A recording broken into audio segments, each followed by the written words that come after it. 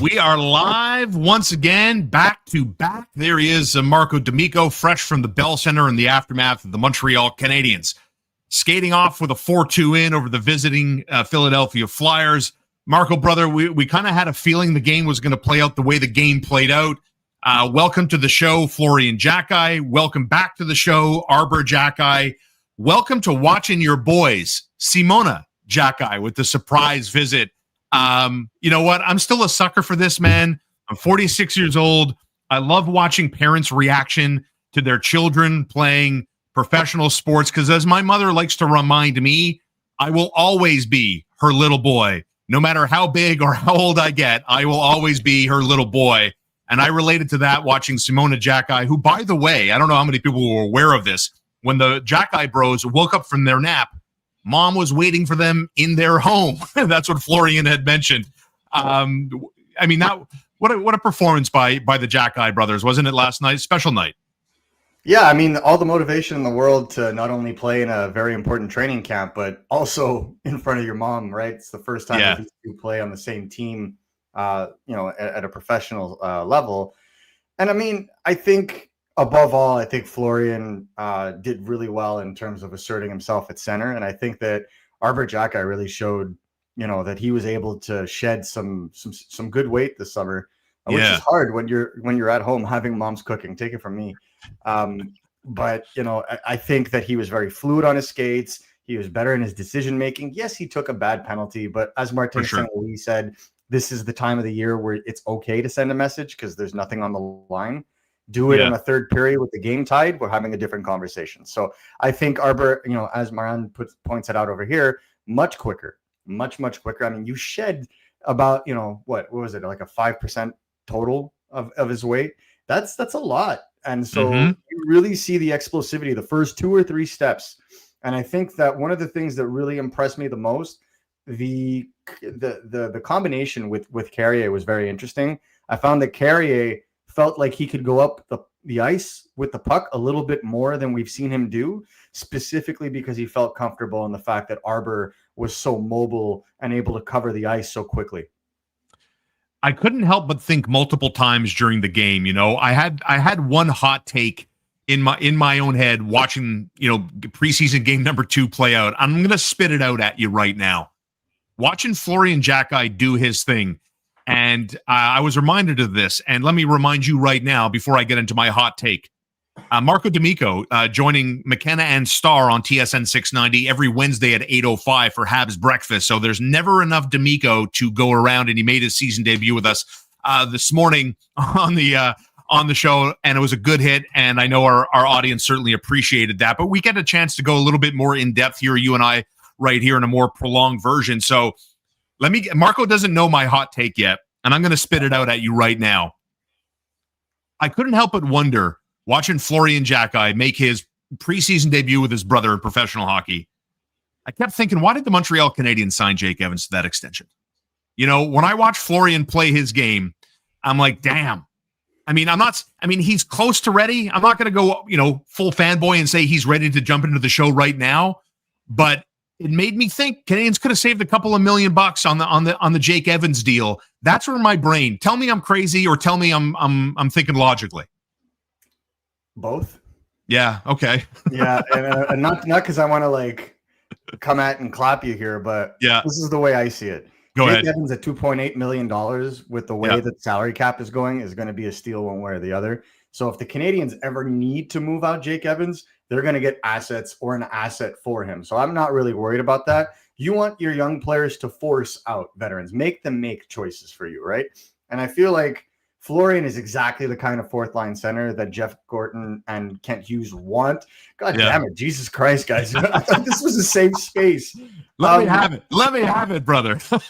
I don't think that Florian is ready for 82 games of NHL action yet. And again, exactly this. Thank you, Rod. Yeah. Or at least his fan club. Nice to see Rod back, too. Rod was a loyal viewer of ours all season last year. Nice to see him back. So I would say exactly, if you've already lost a guy like Christian Dvorak, you've lost Joel Armia, you've lost David Savard on the back end as well. Like, you can't just strip down one of the best PK units in hockey last year, right? You need to slowly build that. And I think, look, to his credit, Florian Xhekaj is an excellent PKer. I mean, he was great for Laval last year. But I really want to see, and I think I'm not going to share a secret here. I think you can all see it, but this is what I was told. The organization really wants to see what his offensive ceiling is first in the American Hockey League before they bring him up. Because if you think that he's going to be a fourth line center, then yeah, I agree with Shaun. Maybe he could be effective. And, maybe it doesn't come at the expense of Evans. Maybe you just bump Evans to the third line, move Newhook over, and then you have more of a calibrated, because they did it last year, right? Where they moved Evans up when they decided to go nuclear in the playoffs. They moved Evans up with Newhook and Demidov, and it didn't look bad at all. So I'm not gonna attack Shaun on this. Maybe it's just the vision of how it would happen is different. Yeah. But what I will say is, I think you have to be open to the idea of seeing what his ceiling is. If he's not going to be just your prototypical fourth line player, and he could be that unicorn that Nick Bobroff thought he saw in him, then you got to go and develop that offensive game. And I think, maybe a couple more months in Laval, maybe the whole season in Laval, injuries will dictate that, opportunity will dictate that. But I feel like, I'll get with David Reinbacker in a second in the same vein. Yeah, but I feel like next. You cannot over ripen kids in the minors. You can't. And I just feel like he was so underutilized offensively last year that they just want to see what he can do with offensive guys. There's the reason why they put him with Demidov in the rookie camp. And I feel like it's the main thing. They're going to put guys like him in offensive situations, grow his game, diversify the way that he can impact the game. And I think at that point, you're talking about way more than just a prototypical big, tough bottom six guy. Make sure you stick around with D'Amico and Starr live on this Wednesday morning, the morning after the Montreal Canadiens doubled up the Philadelphia Flyers in a 4-2 preseason game. Montreal is off from preseason play today. They're back to hosting the Toronto Maple Leafs tomorrow at 7 o'clock. So stick around, because later in this episode, I want to break down which young Montreal Canadian players are perhaps forcing management to make tough decisions before October the 8th when the Habs open up in Toronto. Let's get to that in a few minutes. But let's talk about David Reinbacker, because I was bothered yesterday. As I often do when I'm watching these games, I'm on my phone in between plays, commercial breaks. I dip into social media. What are people saying? How are people reacting? And I couldn't help but notice a couple of accounts that I saw on Twitter that I generally think they spit out pretty good, logical, reasonable, grounded takes. The amount of people that were using the word concern around David Reinbacker after his preseason debut, just, I don't know, man. It just kind of bothered me a little bit, because yes, was it Zachary Bolduc that put him in that spot with that fumbling puck, and then he lost the race with Anthony Richard, and Capo Kakinen gets welcomed in with his first shot on a breakaway, and he gets scored on, right? But what I saw from David Reinbacker, bro, was I thought he was solid overall based on a couple of one-on-one battles. I like that he won some battles behind the net. I like the fact that he skated with his head up. He created some separation, broke out the play either on his own or made a nice first pass to his forwards to minimize the pressure. I just don't get where the concern, using a word like concern around David Reinbacker, I mean, do we not know the circumstances around this young man's last few seasons here? I mean, what are we doing here, Marco? So the moment he went down with that ACL injury, that was my concern. Yeah. I wasn't concerned with what I was going to see tomorrow. I'm more concerned with what I'm going to see in December. That's me. Just because, I know maybe not a lot of people watch the Laval Rocket play, but I don't believe that he hasn't shown anything. I watched every single Laval Rocket game live, and I agree with that. There's nothing wrong with letting him develop in Laval, and I'm in agreement with this. That's so this is my evaluation. This is my evaluation. I thought he was put in a couple of tough spots that I don't think that he responded to well. And those tend to show more in those situations, especially with the magnifying glass that is being a 5th overall pick. This is where I think he needs work. I think his pacing needs work. I need to think in no way, shape, or form. Yeah. In no way, shape, or form. But I do like that fans were more than willing to give Mayu rope when he didn't play a lot in the OHL and then came into the AHL and his defensive game was all over the place. but not Reinbacker, who lost time for injury, right? Like you have to be fair in this case. And so Reinbacker has the ability to be strong in terms of shutting down players, occupying space, cutting off passes, boxing guys out, good first pass, strong point shot. But his issue is that all of these things that I've mentioned to you cannot be at their maximum efficacy if his pacing is off, his positional awareness is off, and his gap control a little off. And that's normal because he's played 26. I have an unfortunate large amount of scouts that disagree. Sorry, Mavs. When it comes to the way that he plays the game, he simply needs that level of assertion, and he needs to be able to get reps in North America. 26 games in the American Hockey League, especially considering they were spaced out over 2 years, is simply not enough rep time for a young player to show exactly what he can do. Again, the thing that people seem to just like conveniently forget is it's a massive knee injury.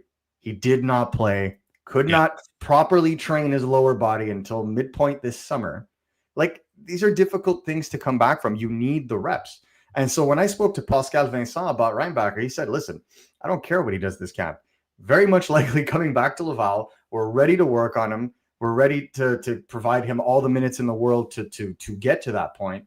And believe me, it wasn't by chance that they paired him with Toby Paquette-Bisson. It's where things are going. Now, what I'd like to see more of from him, from a stylistic perspective, is I want to see him more up in the play. You saw him in certain points last night, get in, take a nice, strong one-timer point shot that, could have caused ruckus in front of the net if anybody decided to swarm that net other than the top line.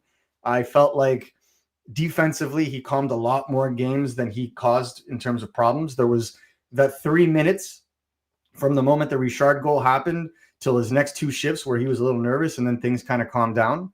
I thought he was excellent with Xhekaj on the 5-on-3. Yeah. There's a reason why Martin St. Louis kept going back to him. Thank you. When you look at the tools, they're there.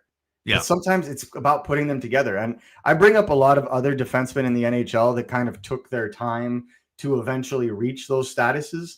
Like a Jacob Slavin took time.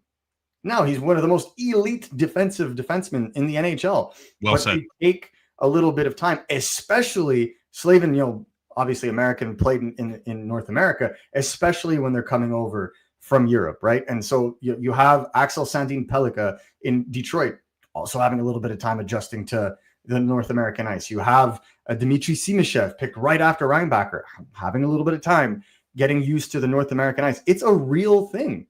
And so as a defenseman, when it comes to the timing, the pacing, being able to use your stick, your body, that all of that goes into it. And that's why a lot of European defensemen, unless you are truly elite, have to go to the American Hockey League, or at least have to be brought along slower. A couple of other observations. I had a couple of other observations that crossed my mind watching that game last night. And one of them is brought up here by Michael. Talks about Thorpe taking body contact, making a nice feed that results in Florian Xhekaj's goal. I like Joe Veleno. I can totally see Joe Veleno being the new Michael Pezzetta, aka the 13th forward on this team. To me, he stood out more than Samuel Blais did. I liked Arber Xhekaj's game to me. He Marco used the word explosive to talk about some of the offseason training that Arber Xhekaj was working on. I thought I saw that last night when he was out there on the ice. But let's talk about what we think the Canadiens are deliberately doing and implementing, whether it's drafting or whether it's auditioning guys, as we've seen in a couple of preseason games. Jared Davidson, Luke Tuck, Florian Xhekaj asking Nicolas Deslauriers, one of the heavyweights in the National Hockey League, to dance, and he got the invitation accepted yesterday. All this is one way of saying the Canadiens are deliberately trying to be tougher, deliberately trying to be more gritty. How achievable is this to you? Like, it's not the same as like when we spoke about earlier. They're not bringing in George Parros, George Larac. They're bringing in guys that can play the game, that can be tough, that can play the game, play a role, score some goals, create some havoc, disturb in the offensive zone. That's a word Martin St. Louis liked to use after the game last night to describe Florian Xhekaj's performance. Why don't you walk me through whether it's Florian, whether it's Veleno, whether it's Thorpe, and down the road about how deliberate the Canadiens are attempting in order to get bigger, tougher, meaner.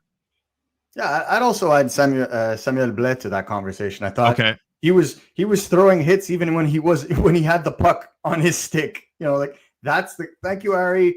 Yeah, that's the kind of guy that if you put in that kind of situation, you know exactly what he's going to bring. Veleno isn't necessarily known for his physicality. Like, yes, you'll get a hit here and there, but it's going to be more of like a shoulder contact to try and maybe like gain position to get a puck off the boards type thing. It's not going to be like that open ice hit or the kind of hit that's going to take you out of your seats. Tyler Thorpe, I've been saying this since last year. Tyler Thorpe, his hands in tight situations, extremely underrated. And also he has a really solid wrist shot, but I think he's got to work on the speed of his release, because that extra second, someone gets a stick in there and that puck goes flying, right? So he's got the tools to be that prototypical big fourth line, winger.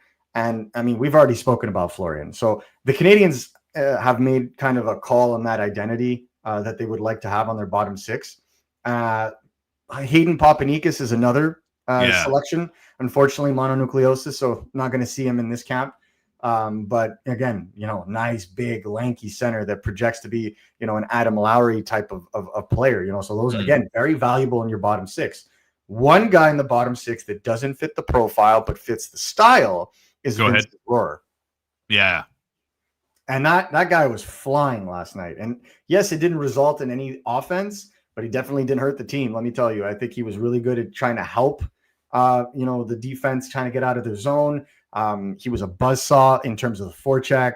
When the puck was on his stick, he was always combative, extremely difficult to get off the puck. And again, this is a guy who's 5'11", about 180 pounds, but he plays like he's 6'2". And I think that's the element that they're looking for. And then Martin St. Louis at the end of the game being like, yep, exactly as advertised by our scouting staff, because they were looking for basically like an explosive, maybe not the same goal scorer, but an explosive style of a Brendan Gallagher. And I think that's exactly what you have from him. He is the beautiful mix of a Brendan Gallagher and a Paul Byron put into work.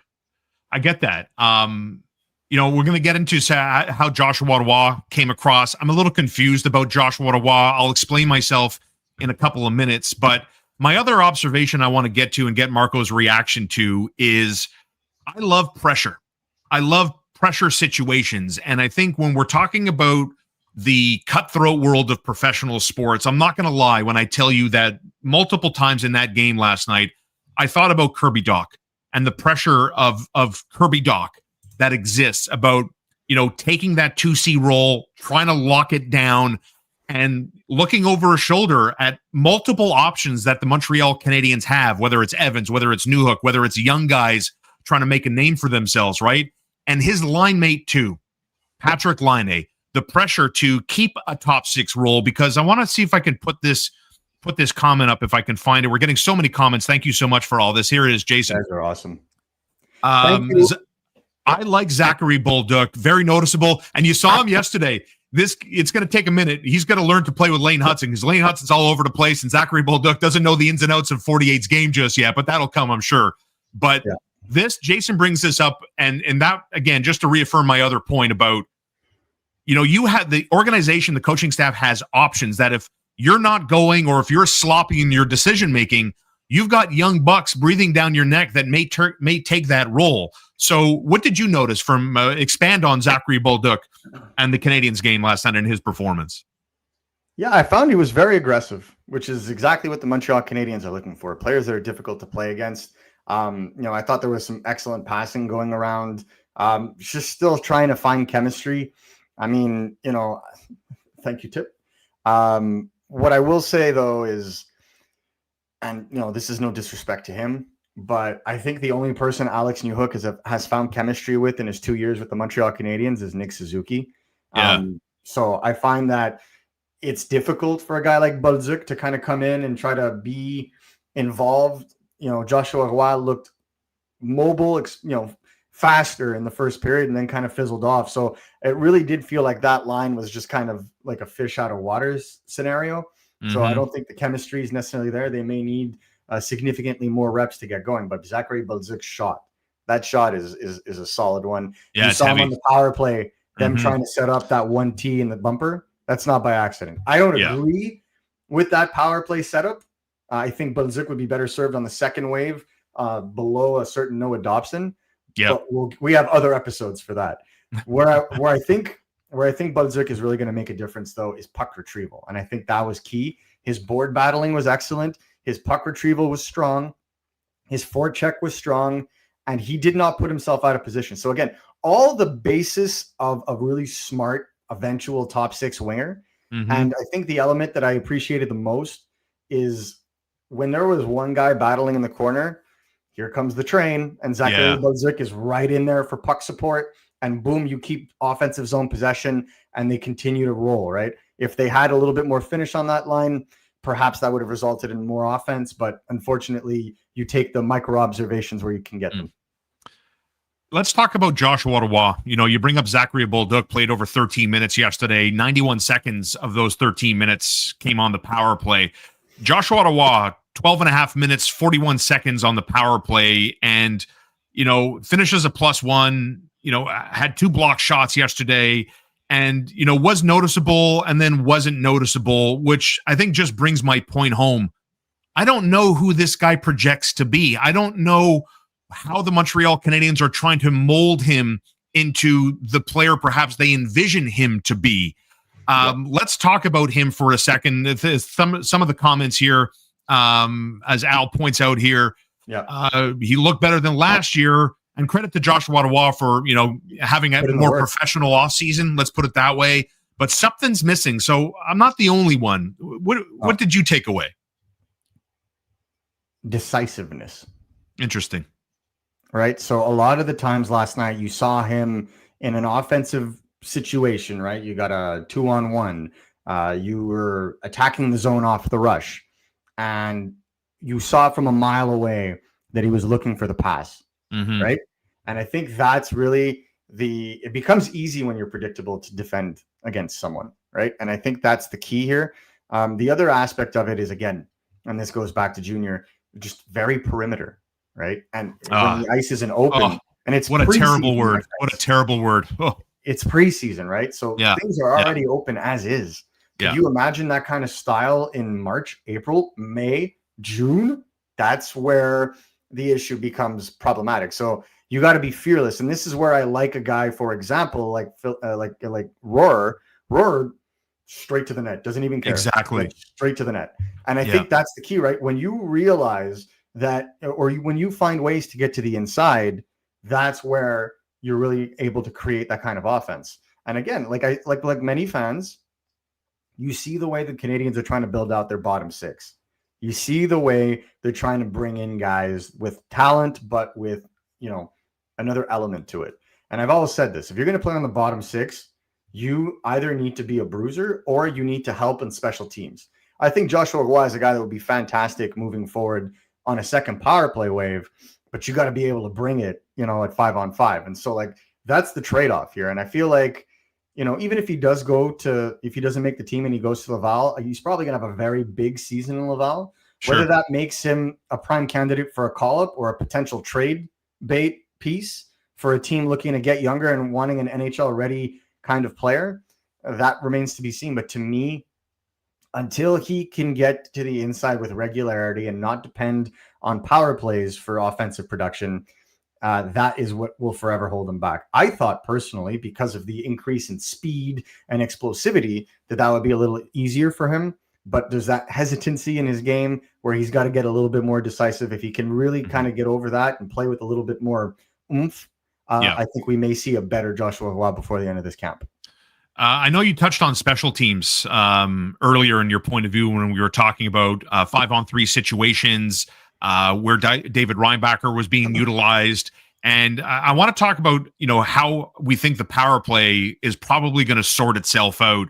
Watching on the TSN regional broadcast of last night's Habs Flyers game, Frankie Corrado talked about and brought up he believes the Canadiens if they're going to do some damage, they need to be a top 10 power play unit. I'm like, dude, that is a massive jump. They were 21st overall in the NHL last year.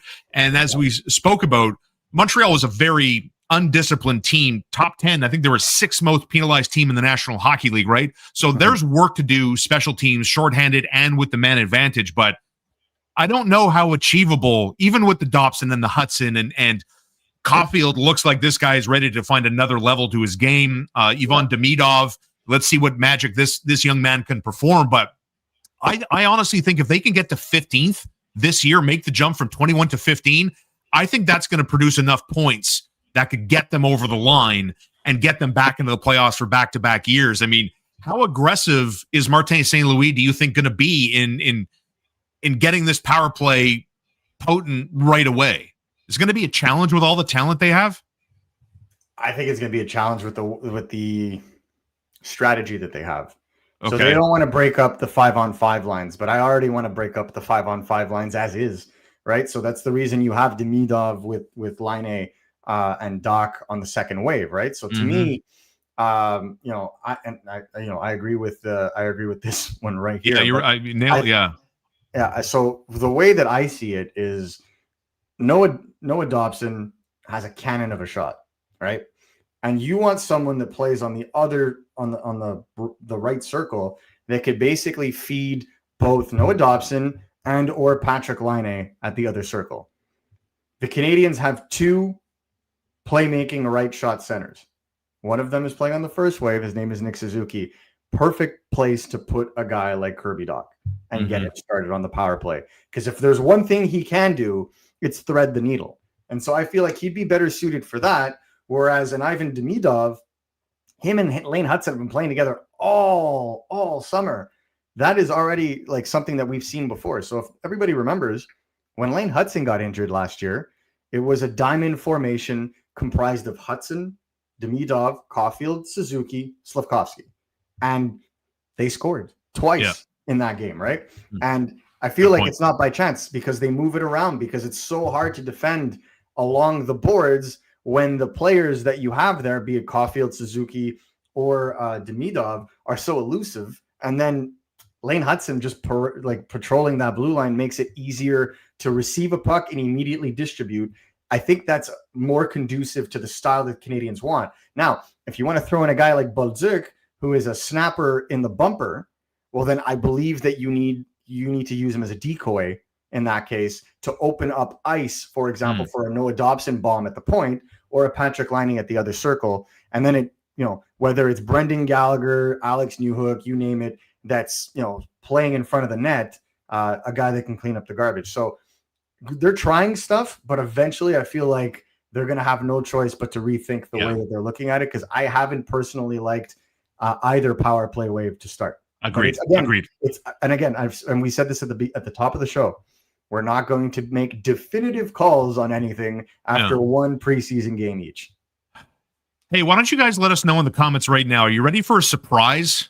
I want to unveil a surprise. Even Marco doesn't know what I'm going to say next. Are you ready for this surprise?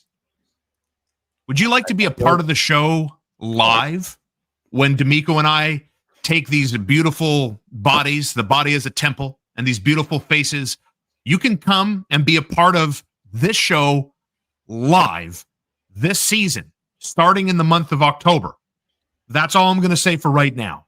I'm very excited about this project that we're tackling, and I could speak for Marco that we got some special surprises up our sleeves.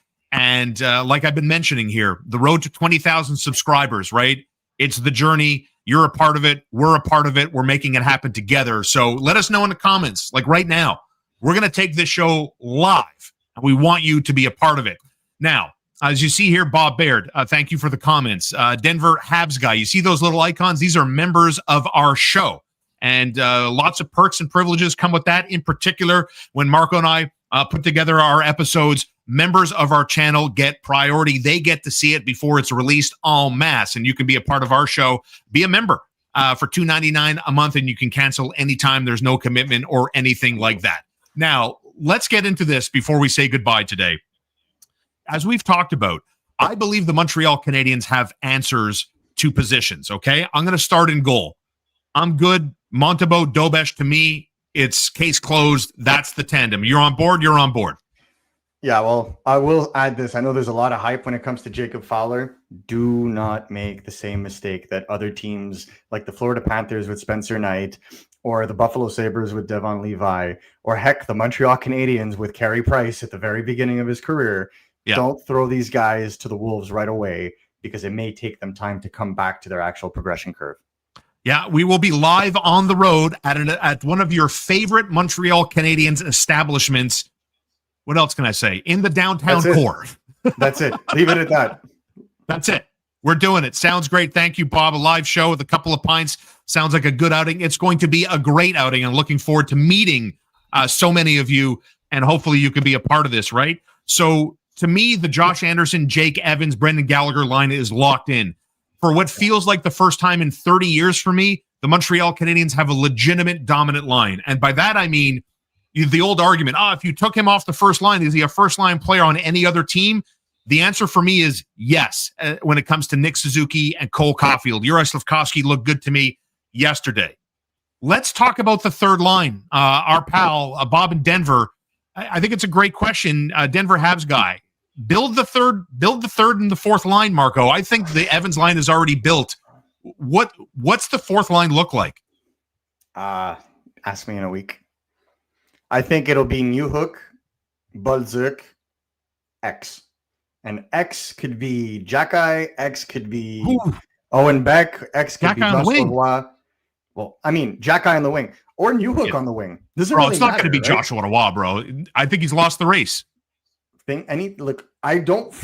feel like Owen Beck and Florian Xhekaj are the two younger players that have shown the most here. We haven't even talked about Joe Veleno in this situation. He is also a guy that they see coming in.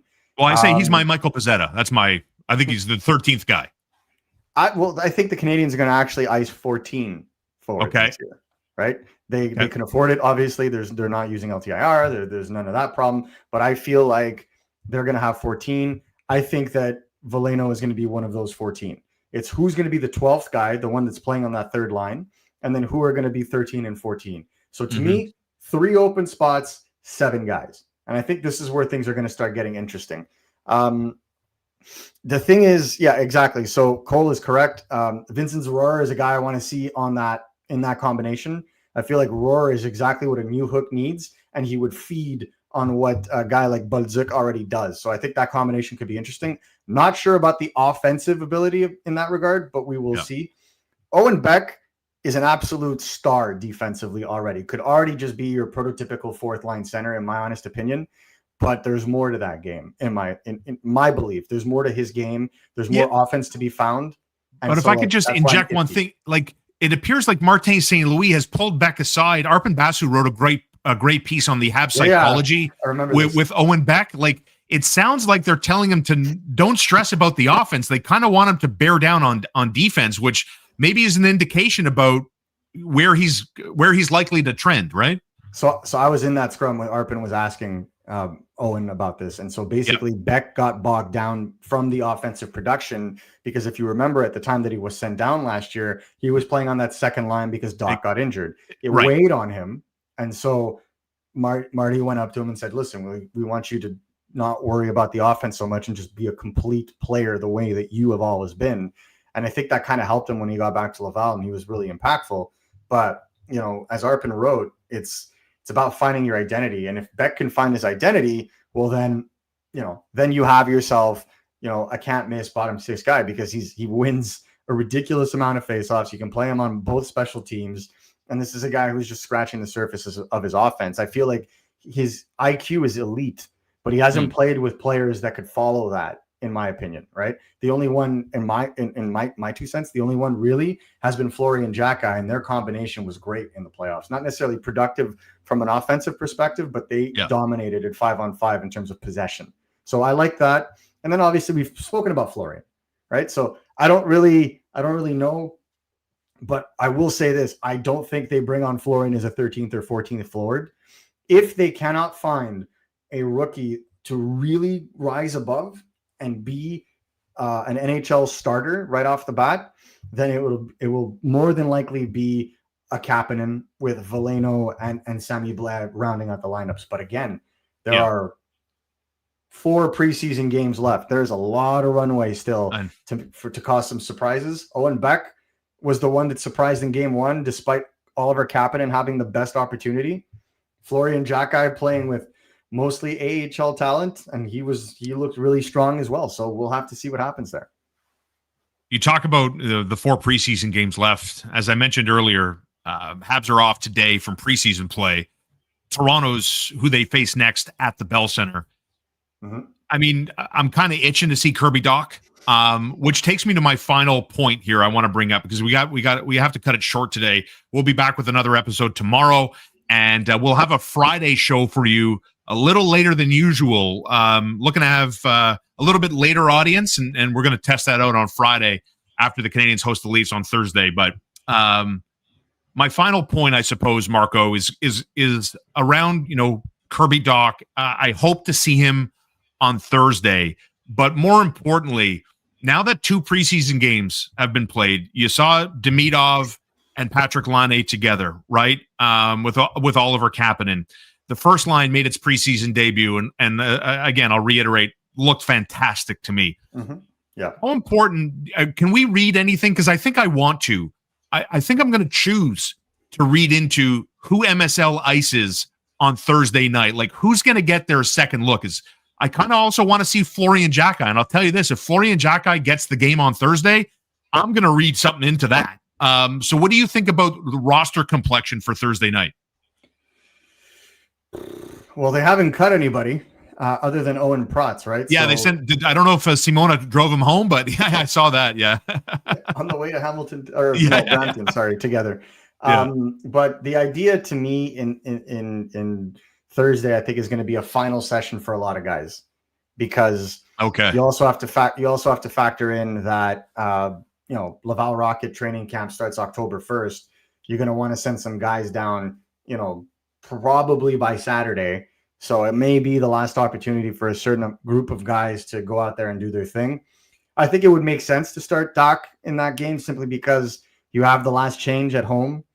Saturday is against Toronto, I believe, on the road. Correct. So not necessarily ideal to start a guy on the road like that. But the counter argument is, well, it's on the road. There's less pressure. Well, everyone's going to be watching those games regardless. So everyone's going to talk. The only thing I will say, and I will encourage fans here, do not be surprised if the man is rusty, right? If David Reinbacker, let's be honest, we expect him to be, bro. Come on, for sure. Yeah. I know, but again, as you say, preseason is the time of wacky, impulsive takes because of the lack of hockey over the last little bit, the information you have in front of you, so that's the thing. So I just want to caution against it. There's a very real chance that they're rusty. And I've said this before, and I'll say this again. I get Patrick Laine. I really, really do in his context and what he could bring offensively, but he's got to show a little bit more oomph, a little bit more drive. And again, you have to understand, ladies and gentlemen, he's playing not to get injured right now. As the preseason advances, you're going to see him take a little bit more chances and be a little bit more aggressive. I look forward to that with a Kirby Dach in the middle to truly evaluate that second line, because if Laine doesn't take that other step or just doesn't curve up, that opens the door for a Zachary Bolduc. I'm all in, Ethan. I'm all in on Owen Beck for me. I mean, but Marco brought up a money point when he talked the potential of, if Florian Xhekaj, can find consistency and build off that performance against the Flyers. I mean, that jam is also, I think, what this team needs, man. I just don't know that the Canadiens are going to put 3 lefties on the same line. I really don't. Right? That's problematic. That's where I think an Owen Beck makes more sense, because then Newhook takes the left draws, and then Owen Beck takes the right draws. It could be a checking line. It could be a scoring line. It's a polyvalence, as we say, very able to be a Swiss Army knife kind of line without necessarily hurting the team.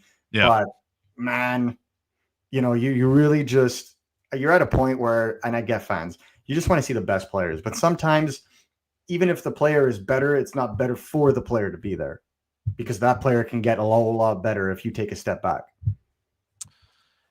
So let's call it 40 minutes. Thank you so much for your participation today in the program, in our live stream. Sorry to cut it short, but Marco and I have a little bit of a meeting to attend to today, and so that's why we have to cut it short. We'll have fresh content for you on the channel tomorrow, and then we'll be back live for another episode on Friday in the aftermath of the Montreal Canadiens' third preseason game. And let's get excited. We're that much closer to October the 8th. And you're right, Hockey Dad. So good to be watching Habs hockey again. I 100% agree with that. It's so much fun. Just again, to react. And especially what makes it for me, I've watched a lot of hockey. Marco's watched a lot of hockey. What to me makes it a little extra special, and feel free to call me a cheesy guy, whatever. I love this show. I love that we get to interact. We get to talk to you guys. We get to put your comments up on the program and react to that. To me, I'm a huge fan of it. So thank you so much for being a part of the show today. Any final thoughts, Marco, before we say goodbye? No, I think I'm with everybody on this one. I think it's good that we're going to be able to talk about tangible things from now on. It was definitely a grind to come up with topics in the summer. Shit. Tell me about it. Yeah, man. If it wasn't for like the news that I was getting from other sources, we would have gone crazy. Yeah. But it's really good to be back with you guys, and I think it's going to be a fantastic season. We look forward to dropping some pretty important news in the next couple of days. Ooh, baby. Let's get going. All right, Marco. Thanks as always. Don't forget, we got content tomorrow on the show. And like Bob, you can be a member. You'll get to see what we do first before it's released to the masses.